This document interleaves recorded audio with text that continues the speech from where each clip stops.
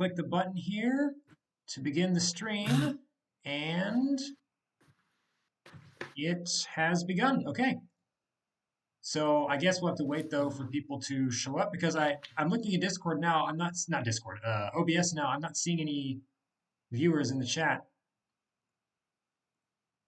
I think you ought to tell people that it started for them to arrive. Oh gosh. Oh, you are very correct.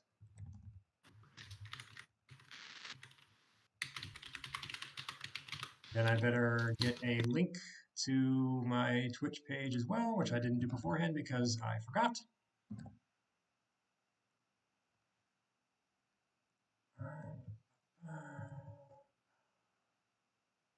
There we go. Okay.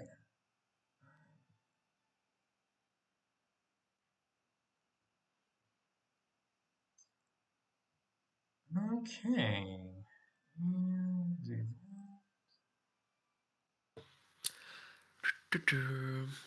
Yes. Yeah, after second thought, I agree with your assessment of the font width. I don't like it now, and now I don't like it either. Yeah, very good. I'm glad that you think so because it was. I was getting a headache trying to read that after a while. It's just, the letters are too far apart.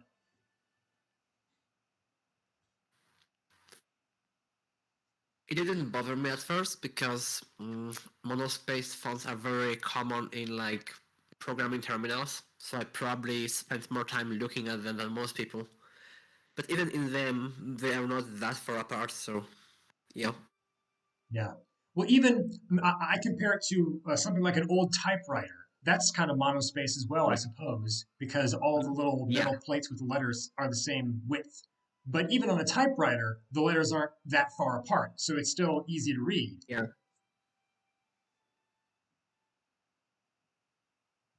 This looks like something made for dyslexic, the people with dyslexia.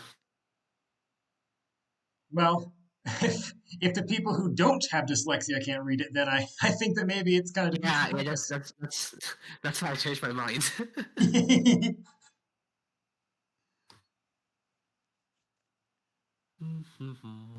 All right. Well, I'm still seeing nobody in the chat, which is very strange.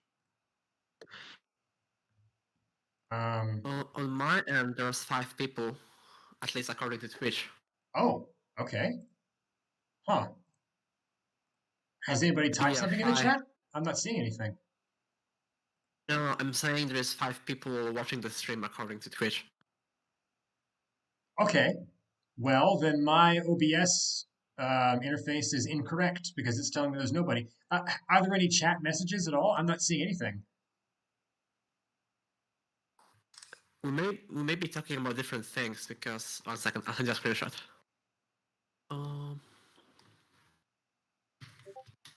I was referring to this. Yeah, that. Okay. Yeah, yeah. So in OBS, I have a little window I can look at that I can click on a button and it'll show me who all the viewers are, but it's blank now. Oh, there we go. Oh, I see. Somebody said that's because nobody typed anything in. Okay, good. Well, my concern was just that people were typing things and I couldn't see it. But now that I see that message, I know that it's working now, so not a problem. For some reason, my list of viewers isn't working properly. It doesn't matter, but at least know that chat's working. So we can start the stream. Woo! Okay, so this time I actually did not prepare a list of things to talk about because you'd be here, Calandia, and I think you probably know better than I what is worthy of mention. So I was just going to start. I was going to start here at the main menu just to show people that. So there is a new engine for Songs of the Eons. Previously, it was relying on Unity, but Calandia wanted to move away from that, and I'm sure that will be explained in due time. But you can see that the menu here is different and the font is different. Now, a lot of this is kind of placeholder. Not everything from 0.2 has been re-implemented yet in the new engine. And I just wanted to show people the new interface here. This is the new sort of creation script. Yeah, as you can see, it's not the most polished thing just yet. Right, yeah, it's all kind of placeholder. Just this is the general idea, but it's gonna look a lot nicer later. This is just sort of to show what you've been working on. Anyway, I've already generated a world, so I'm just going to load that. Whoops, that's not correct. Load. Yeah, I already. That's for joining. Okay, so that should be loading now.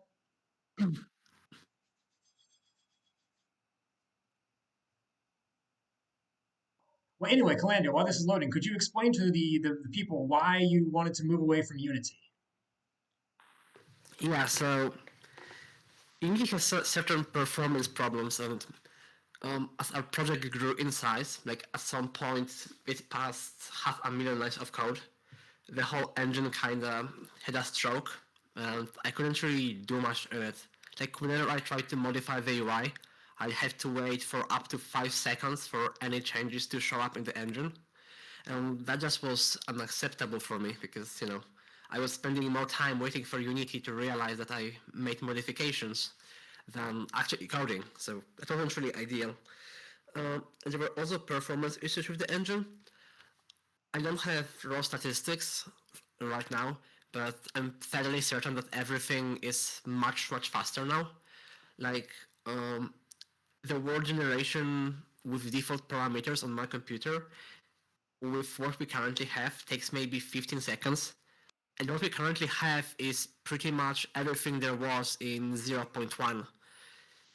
And in 0.1, I'm pretty sure that just buffering the data from C++ to C# took more than 15 seconds, so that's a significant speed up. Moreover, doing things this way allows us to use better language for the task at hand.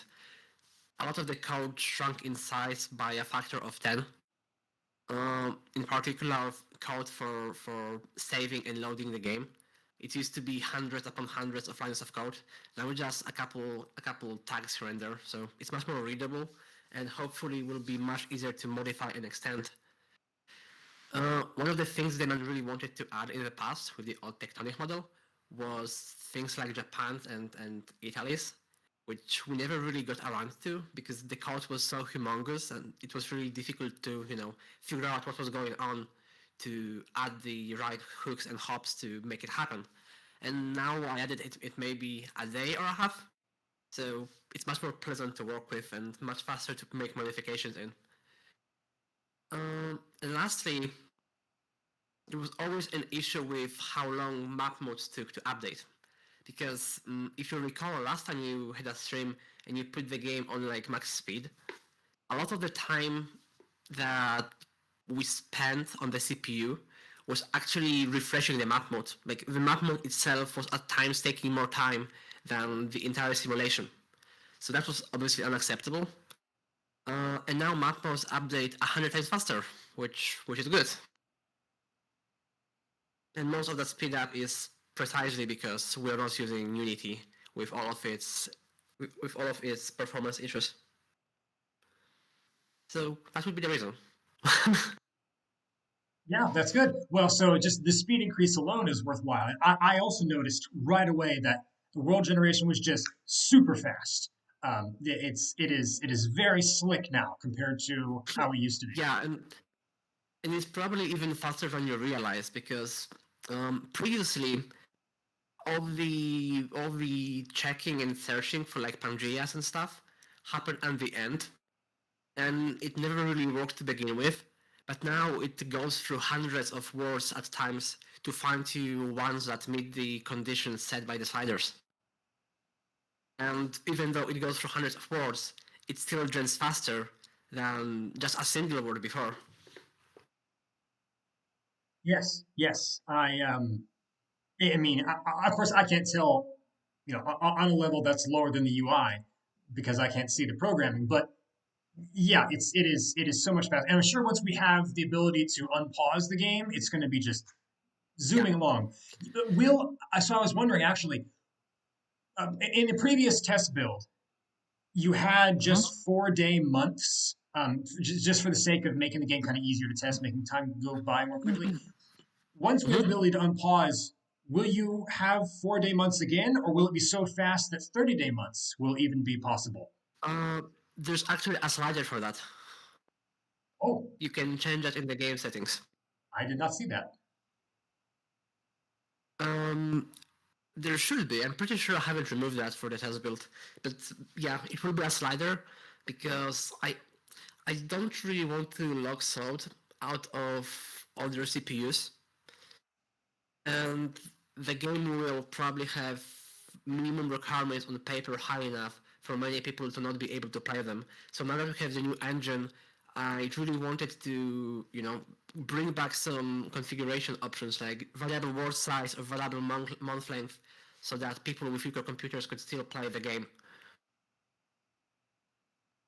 Yeah, that makes perfect sense. And also, if the Hmm?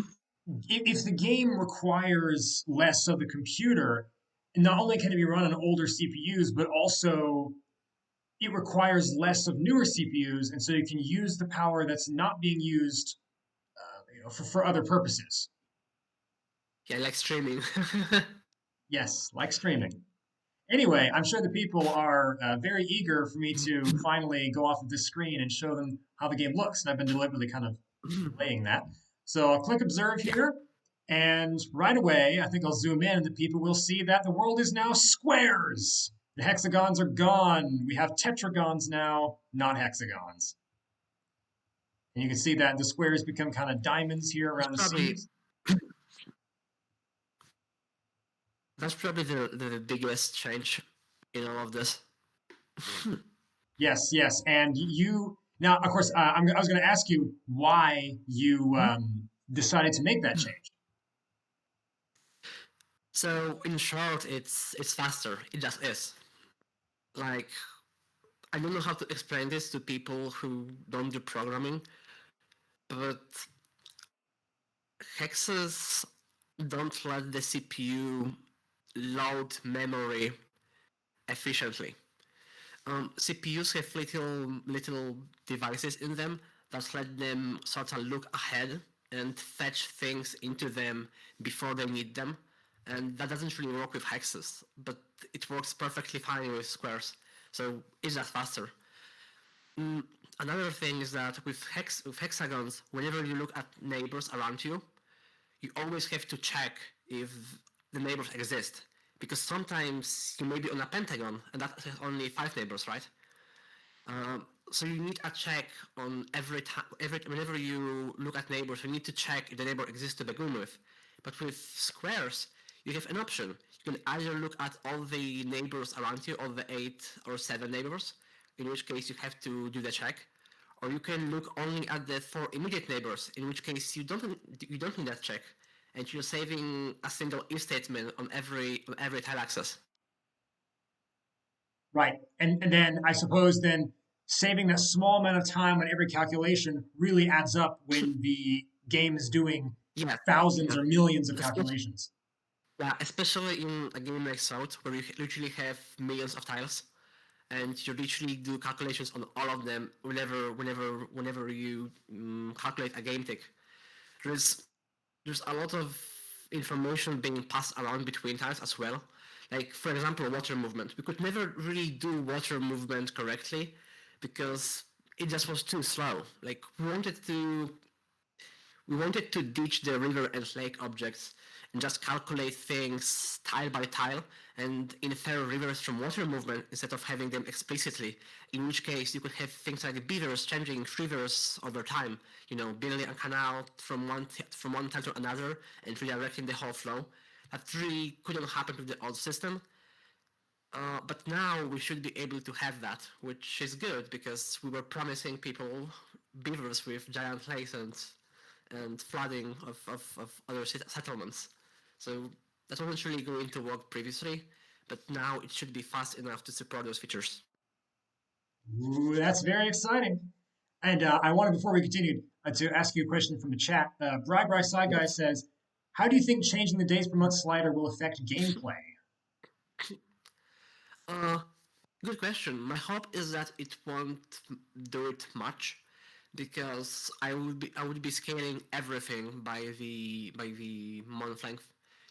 Food consumption, yields of resources from tiles, spoilage rates, movement of people on the strategic map. Pretty much everything would have to be scaled. But would we run into a game? So I give you an example. In the Total War games, Mhm. you can change the unit size. So there might be 100 guys in a unit versus Oh, 50. I see. Yeah, yeah. So it's hard for me to predict. Really, I don't know.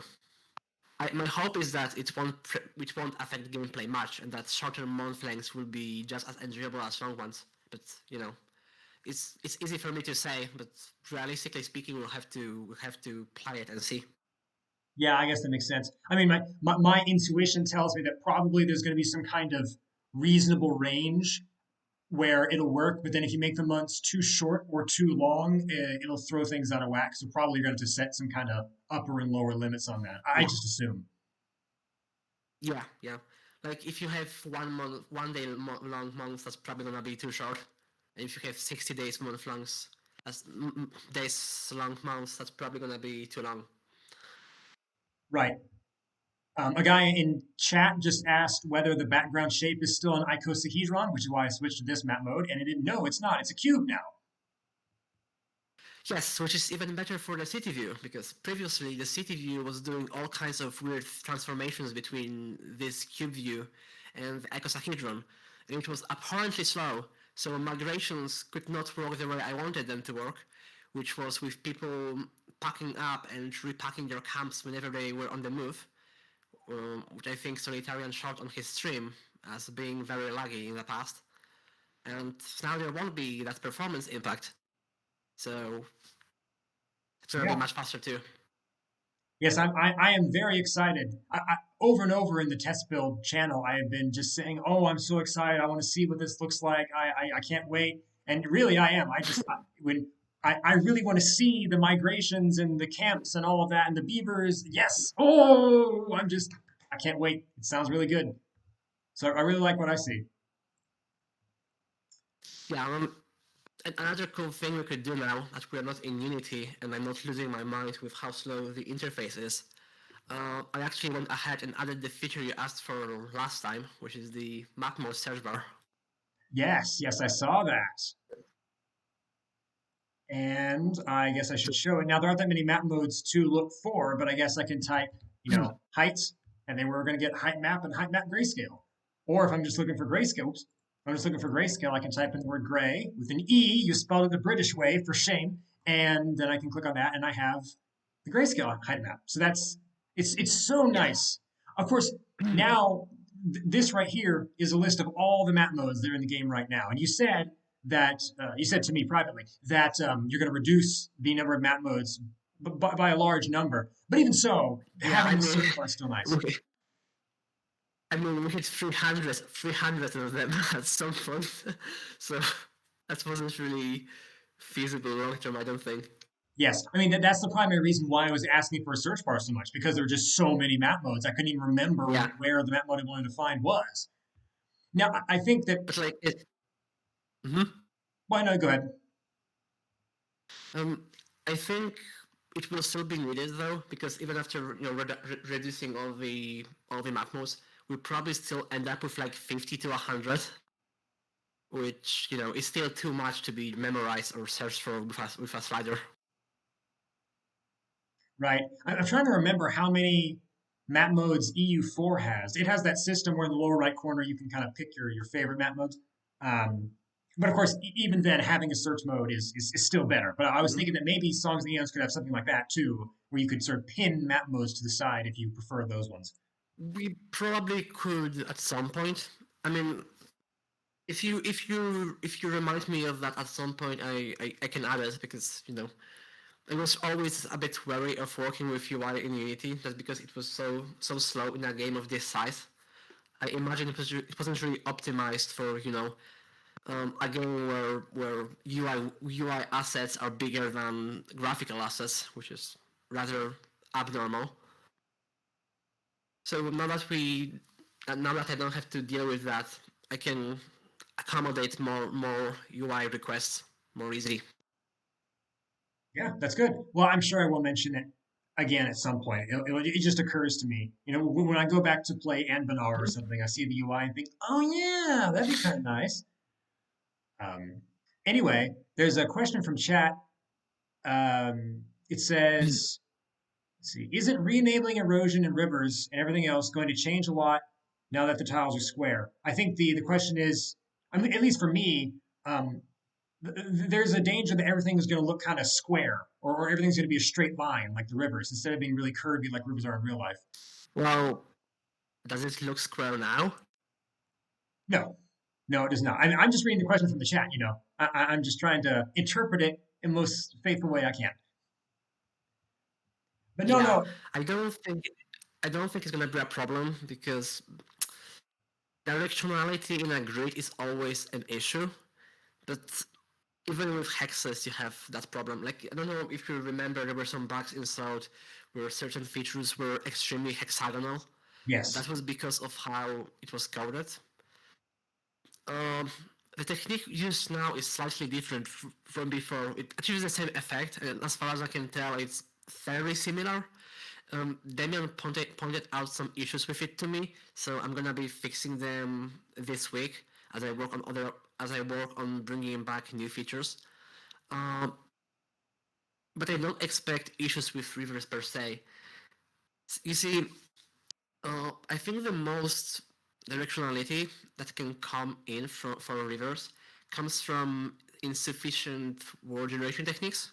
So, for example, if I was generating these mountains by expanding tile neighbors in a direct manner, I would likely get some directionality. But these mountains are generated through very heavily modified noises, which is why they don't have that I guess isotropy in them. And because of that, I don't really think we'll have problems with meandering rivers and things like that. Okay. And also, actually, on the subject of rivers too, there's something else I wanted to ask about. So in Civilization Mhm. 4 has square tiles, but you can move diagonally. But the rivers in that game can only go, I don't know what the word is, but along the edges of the squares. Yeah. So do you plan for there to be diagonal movement in Songs of the Eons too, including the movement of water and rivers? Um, Rivers will probably move only between immediate tile neighbors, just because it's much faster to look at immediate tile neighbors. Because in that situation, you don't need to check for whether or not you're at a corner of a face. But for movement of troops and such, I don't think there will be any limitations because remember that we have that subtle view, and what actually happens is that people work on that view, not on the strategic map. The strategic map exists only for them to find a high level path, so I don't have to pathfind every single voxel cube one by one before they find the eventual target. Yeah. Okay, so I get you saying. So I guess I could have, my army sitting right here and he could go to this tile and maybe just for a very short time he would cross in the border onto this Yes, tile. yeah, So technically he'd go yeah. here, here, here, when really he just went this short distance, diagonally. Yeah, but that's mostly because it's kind of difficult to pass through a point, right? Like if you have 100 people moving in a group, I imagine maybe one or two will pass through an exact point. You know. Right. I was just the reason I was mentioning it is because if there's a map mode I look at to see where Mhm. my armies are, and there's a tile that's Yeah. highlighted that says your army is here. Well, my army could Oh, be in right. Yeah. this I corner or see. that Mhm. corner, and so that might be a little confusing. Right. That's true. Uh, yeah, they should be able to move diagonally on that map. But I think it's important to remember that this view is sort of a high layer mask for the actual view, where you have individual trees and people walking on it. Right, yeah. And I think also you don't intend for this sort of view to be what the players see in gameplay because there's going to be the fog of Yes, war and your precisely. advisors and stuff. Yeah, precisely. Yeah, okay. So I guess that's not such a big deal. Okay. I will look at the chat room now, see if there are any questions. Oh, yeah, yeah. The same guy in chat is asking, "What's up with the spaces between the letters?" Yes, yes. We this is a Yes, that's the long complaint discussion. everyone has. I know. Yeah, as Soitara mentioned, everyone talks about this. I fix it. Yes, right. Don't worry, guys. This is not how it will look once you get your hands on it when 0.3 is released. This is just kind of the temporary how it looks for now. You should have seen, man. I didn't keep the bill from yesterday. I probably should have. You should have seen the the font how it looked yesterday when the first time I saw this. I think I think it must have been Calandiel's handwriting scanned or something. It was horrible. It was completely illegible. I couldn't even tell what I was clicking on. It was my touchpad writing on in Paint. Ah, yeah. Okay, that's what I thought. Yep. Well, all right. Anyway, now we have legible text, so that's good. An improvement. All right. Oh, yes. And another question about tiles that occurred to me while you were talking. How big are they? So I don't remember. I can calculate that if you give me a second, Sure. because we changed the word size again now that the game is faster. Um,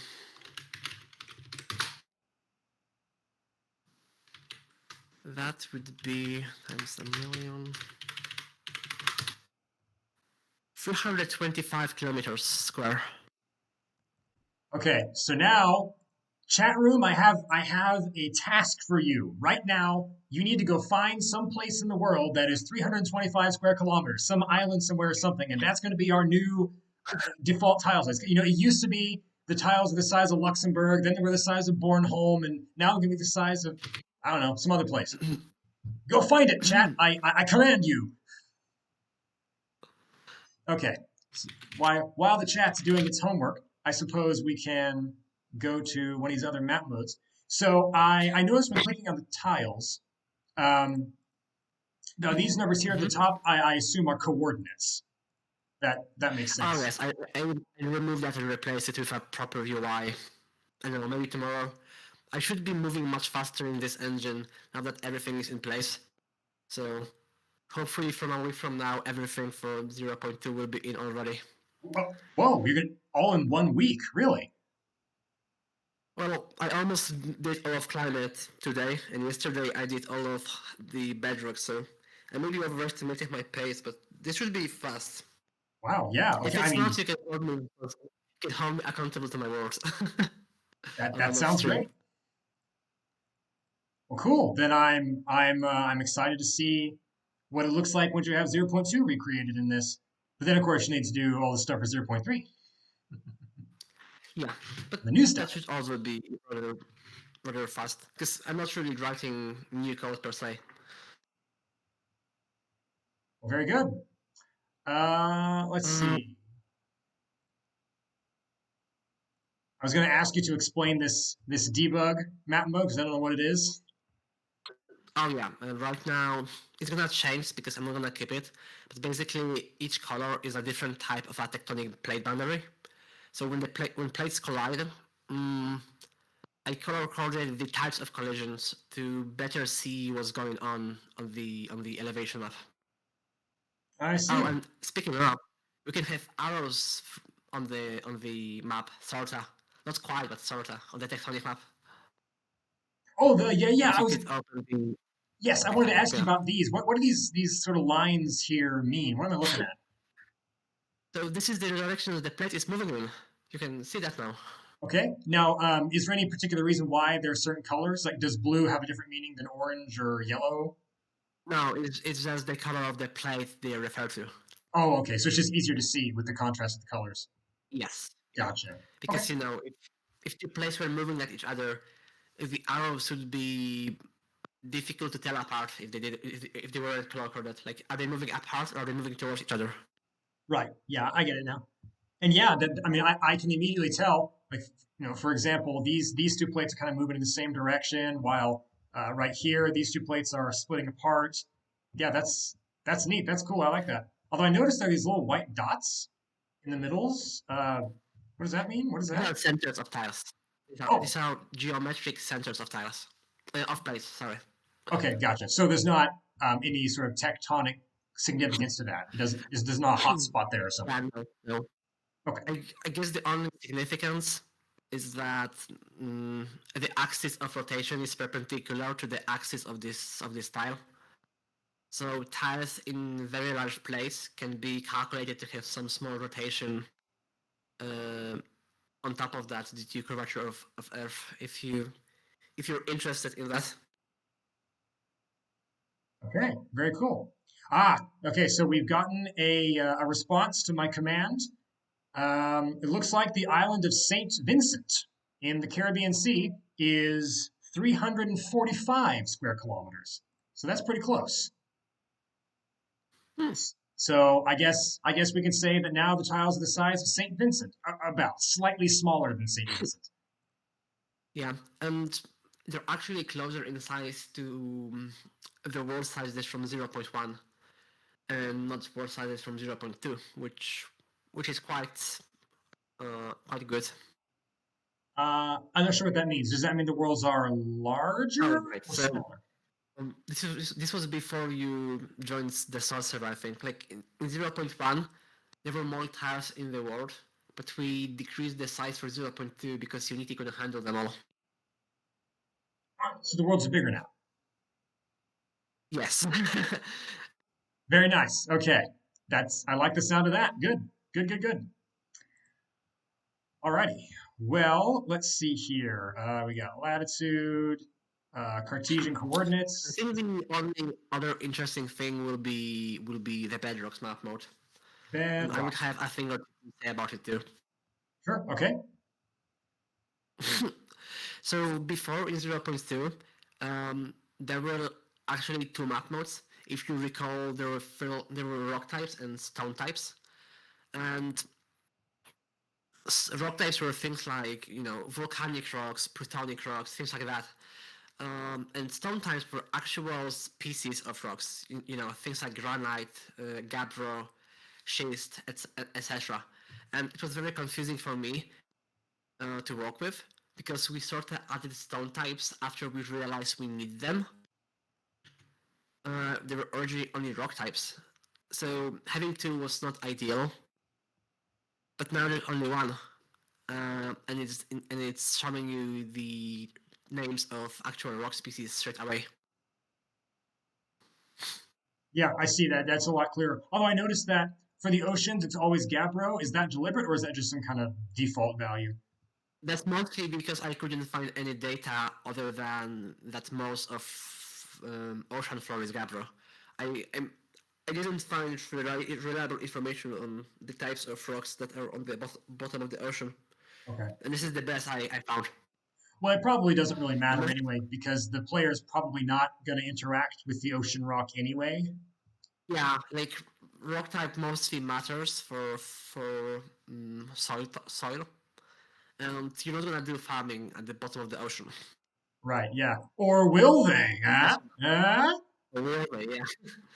Well, but then you'll be using a different type of soil because ocean floor has nutrients coming from the life above, not necessarily from the rock below. Right, yeah. That's sort of like kelp. It's just kind of anchored to the floor, but it's not really getting nutrients from the ocean floor. Yeah. Gotcha. Okay. Well, oops, somebody's been sending me messages. Uh, okay. All right.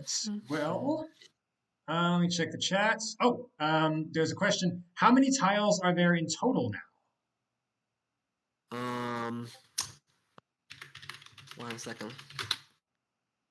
1.6 million, a little bit less than 1.6 million. Okay, so if there are 1.6 million tiles, wait, I can do math too. All right, 6 million tiles. Okay, and that multiplied by 325 square kilometers is 520 million square kilometers. That's the surface Yeah, area of the world. that's a little bit more because I rounded up both numbers. Well, whatever, close enough. Yeah, it's pretty close because it's like 511, I think, 512. Okay, well, very good. That's a pretty good number, I think. I like that number. Very big. The worlds are certainly large enough for us to be able to have lots of different kinds of environments and continents and things. Great. Yeah, sounds good. Sounds good. All right. Um, so what else? Gosh, well, there is this sort of the one final question, the big question I'm sure everybody's thinking. I want to save it for the end. Um, when do you think 0.3 will be released? Um, Whatever time I need to finish this, plus a month or two, I think, Okay. because well, I need to finish this obviously, and then I think if I had all of the previous code, then a month or two would be needed to finish the features at the UI for people to interact with. We moved quite far before in Unity. Um, I was about to start adding UI to the game when Rivers broke so much that I decided to stop and do this first. So that would be my timeline.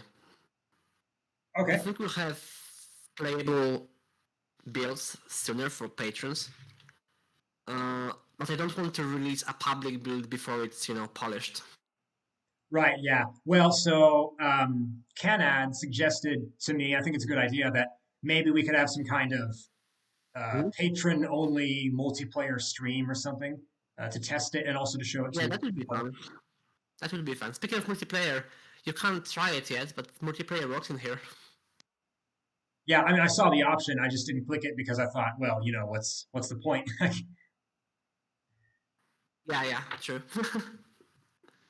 Well, alrighty. um, I guess you could, So I guess you could also show people the clustering of continents thing, the feature for Pangea searching and stuff. oh yeah, yeah, I can go back actually to the new game screen, right? And so we can look at constraints, largest landmass dominance. Gosh, that is hard to Yes. read. Oh yeah. Okay. Yeah, this one is bad. Yes, but yeah, I can still sort of see. I can increase the plate speed. Let's lower the mantle temperature, increase crust density. I don't I know. think Just clicking on stuff. I think one thing I'd like to point out is that there is far fewer sliders for what they are doing. Yeah, yeah. There certainly are not very many sliders. Like the ice age severity, for example, isn't there. I mean, even within tectonics, like previously you had, I don't know, maybe 30 sliders just for controlling mountains and hills. Now there's only these ones. Um, and that's largely because I like to simplify the process for the end user and make it a bit more approachable. Yes, I agree. Actually, in the previous versions, I was kind of overwhelmed, particularly when I first Yeah. played songs. I guess it was about 2 years ago. I was just overwhelmed. There were so many sliders. I wasn't really sure which one did what, and so I think reducing them Yeah, to a and kind of more mhm. manageable number is a lot more user friendly. Yeah, and I think they have much more comprehensible names and tooltips now. Like previously, I don't think there was a good way to explain people how to make something like a Pangea. There wasn't really a way to make a continental world or an archipelago. Now it should be much easier because there are sliders for things like clustering and such. So I think you increase clustering. I actually don't even remember what I did when I changed. I was just sort of clicking around. I think I might have I think decreased you it actually. increase. I think you increase clustering a bit because that continent in the southern hemisphere is kinda contiguous. Yeah, yeah, sort of a little Pangea kind of. But I guess And if one, I increase clustering all the way, would that essentially guarantee a Pangea? almost because clustering actually only checks for two largest continents. So if you don't add the constraint for Pangeas, it will generate something akin to Earth where you have two large continents. Okay, yeah, that's fine. And I think so many people want Pangeas that yeah, having that in the game is very important. Yeah, yeah. It was probably one of the top requested features over time. Yep. And one cool thing about square tiles is that now we can do things like that continent that you're looking at now. This is a hotspot, and the hotspots previously were kind of difficult to generate. Um, with variable word size. Like they only ever really worked on a single word size, but now they seem to work on every resolution. Yeah, that's really cool. Yeah, I'm just looking at this huge trench here. This kind of amazing me because of the Yeah, tectonic plates. it's if an ambient type of collision. Well, no, you Some see, I turned up the plate speed massively, so this plate here is moving away. So these two plates are pulling apart, and that's I think is what's creating this they geometry. aren't. They are colliding. They aren't. Wait, I thought this blue line here meant that it was going in this direction, sort of downward. The blue line means that the blue plate is moving downward. Okay, gotcha. All right. I thought because this You line was can drawn on this plate, it was indicating that's the direction this plate was moving. you But I can see also it. tell by looking at, you can also tell by looking at the color of a boundary. Red means collision. Oh, gotcha. Okay. I think maybe then if you had kind of little caps on the arrows, like if they were just a little sort of head to the arrow right here, meaning it Mm, is pointing downward, that would really help me understand what this map is indicating. I don't know if that's that's possible. It's just a true. suggestion. Yeah, I could probably do that. Yeah. I mean, maybe for other people it's easy to understand. I don't know. It's just something that occurred to me. I But think it okay. would still be confusing because you'd also have the arrows on the other side on the other side of the movement, like on the Yeah. green ones. Actually, what I think, just kind of just my intuition is telling me, these blue arrows should probably be on this plate, and then the edge of the arrow would be right here along the border, telling me that this plate right here is moving south. It's moving downward toward this boundary. You understand what I'm saying? Mm, I think so. Yeah, It's yeah. just I see it. what's throwing me off is that That's these lines are on this other plate, which makes me think that they're for that the other plate. should be doable. Okay. See, we're having a brainstorming session. It's great. These streams are fun. We see we got a chat question. Kala, do you think this will be the last major system change to shape and world size? Well, I hope so. That's what they said last time. If there are no issues with it or like bugs, I don't think there will be a reason to rewrite it. Like the only reason we are doing this, is because Unity is slow and rivers were broken. Like if rivers weren't broken, I would probably stomach Unity's issues, but them combined really made it unappealing to continue with the old code base without cleaning it up first significantly. Yeah, that makes sense. I mean, rivers have been broken for so long. It's just been this kind of perennial issue that you tried to fix, but there were these other problems and just kind of kept compounding and compounding. Yeah, at some point it's better to cut your losses and just admit you need to clean things up. Part of the issue is that when Soul started, we didn't really know where it was going. Like I was still studying, the man had his company, uh, and we were just kind of screwing around. For all we were concerned, we could give up on it in a month or two. So there's a lot of stuff in the old code that was there just to get it going. It was, in retrospect, a really bad idea for a project that actually wants to be finished.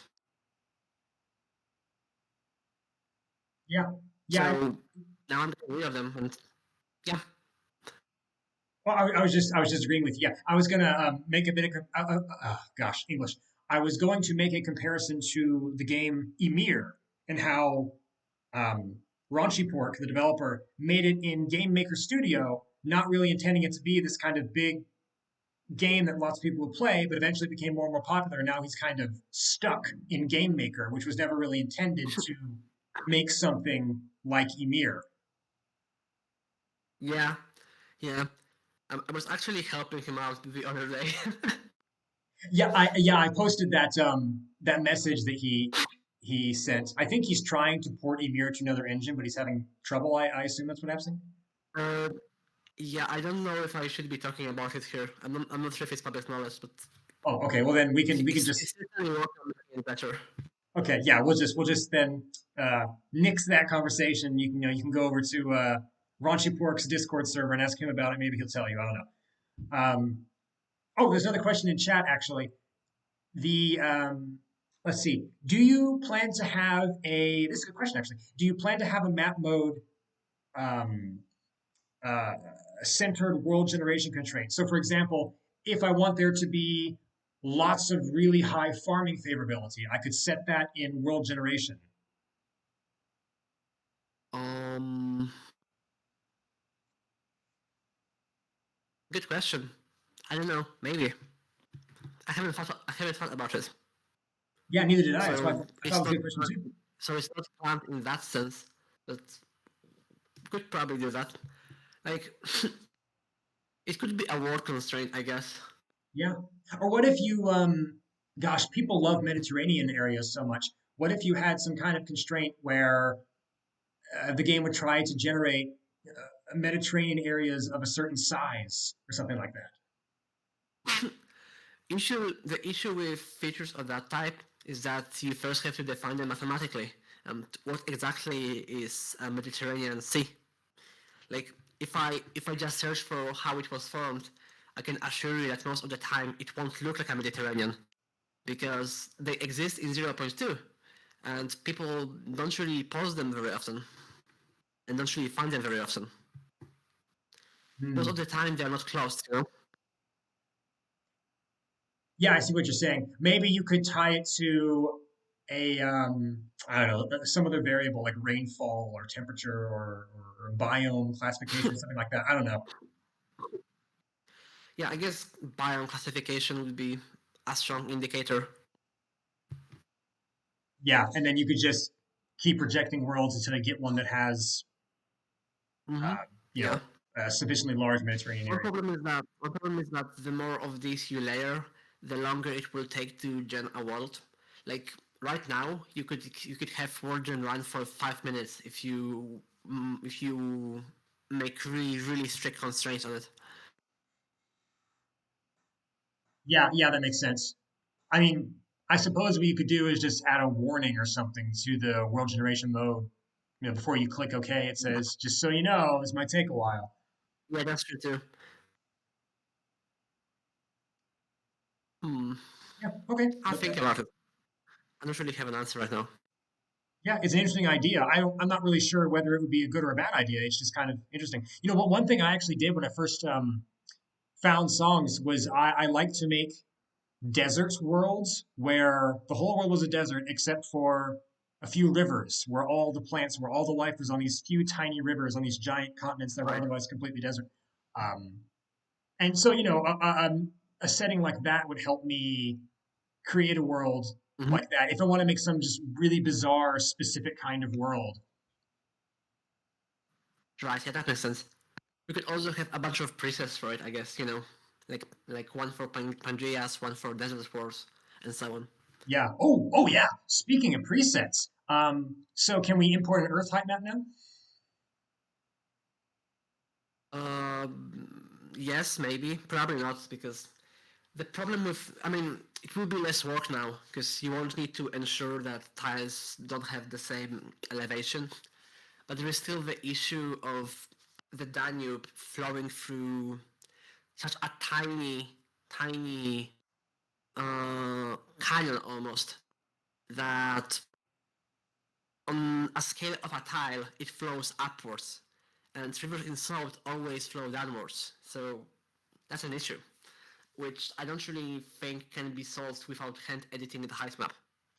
Yeah. I'm not sure if this makes sense because, like, rivers in real life always obviously flow downwards, but if you average elevation over a large area and a river flows between two mountains, those two mountains increase the average elevation, that if you projected it onto tiles, it would have the river flow upwards, which Salt can't simulate, because if it did, that would be a whole can of worms that I don't want to open. Um, and most people would probably complain about it because, what the hell? Why is my river flowing upwards? Oh, it's very So, simple. I do it in Dwarf Fortress all the time. You just make a pump stack and you make it really tall. You make it flow every direction you want. It's easy. yeah, but I don't think I don't think it's possible to do it for hand editing. My hope is that now that you don't have to ensure tiles being different elevation, that it will be significantly easier to import in our height map. And also, Source can export words to multiple file formats now. There's not only the binary file format used for saving, there's also two human readable file formats. And those human readable file formats can be used to mod the game manually. One of them can be loaded in Python. So if you did load the game in Python, you need to quit observer mode for that to show up. Um, Yeah, I'm showing if you that now. save, Yeah, if you there's type in some name. So yeah, there's three file formats. The top one is the fastest for Salt. Then you have .ron. .ron is human readable. It's kind of like I guess it's kind of like Paradox's save files, in which you can open them and edit them by hand. You could go into that file, find a specific tile, and change elevation to some value.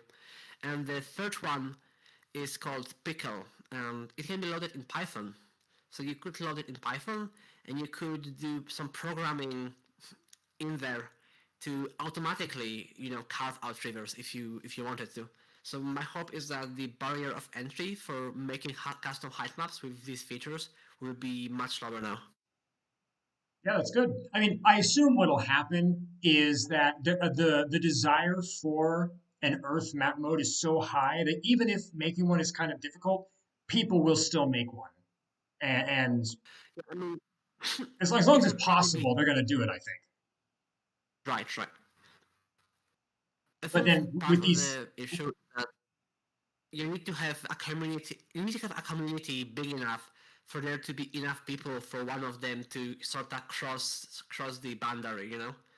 And my job as a developer is decreasing that boundary lower and lower.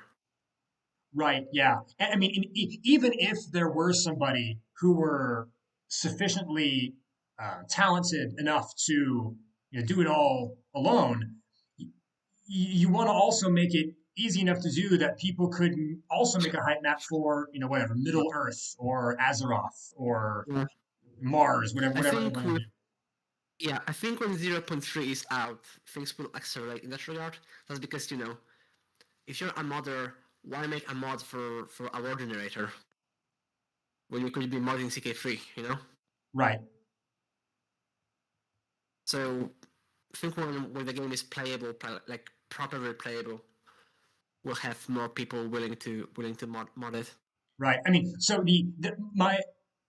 I totally agree. I mean, I have over 1,000 hours in Crusader Kings 3, and I've spent maybe, I don't know, 30 of those actually playing the game.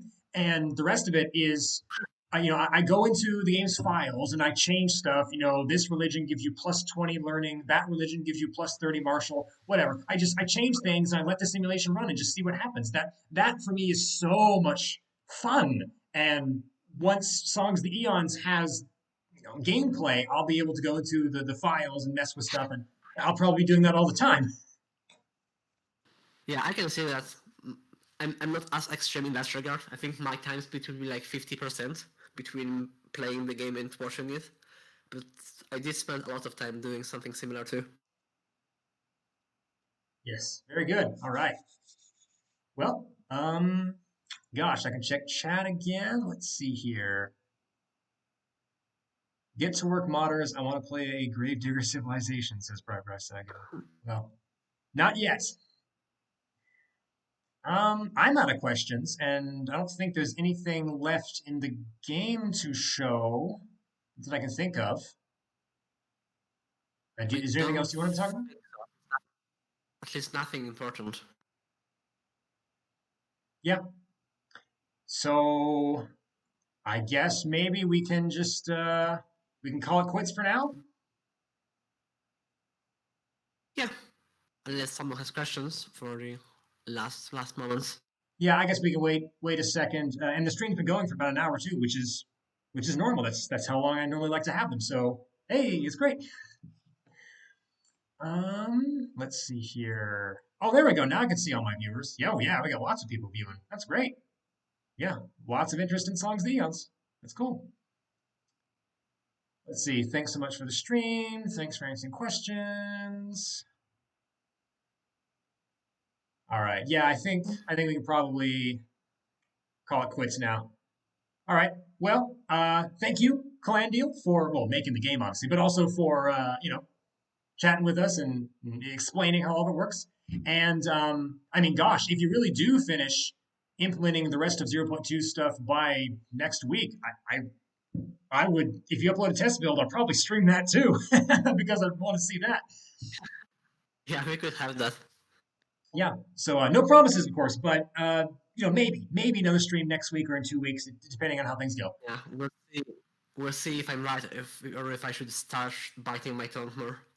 Yes. Yes. Well, if you need a month plus the amount of time needed to finish this stuff, then I would guess maybe zero point 0.3 would come around the end of April ish, thereabouts. You think that's about right? I think so, because March just started, right?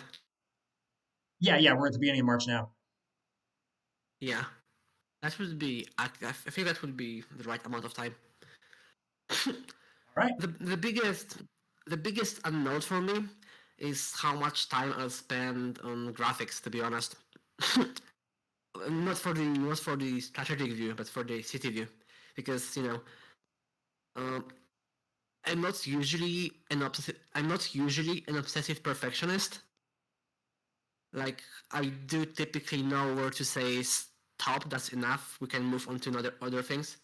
But for graphics, in particular 3D graphics, that is something I tend to over obsess over. So I may need one of you guys to tell me to stop working on graphics at some point. Well, I'm always willing to complain if necessary. Yeah, because graphics for the city view have always been sort of an issue for me. I never really figured out where to take them. We eventually did make a final decision with Damian, but just always a matter of making it happen. Right. Okay. Well, I suppose we can worry about that once it's in the game and it's being made. Um, yeah. But for now, I suppose that's the end of the stream. So thanks everybody for coming. Thanks, Calandiel. Thanks, and I guess I will see everybody next time. Bye Bye bye. bye.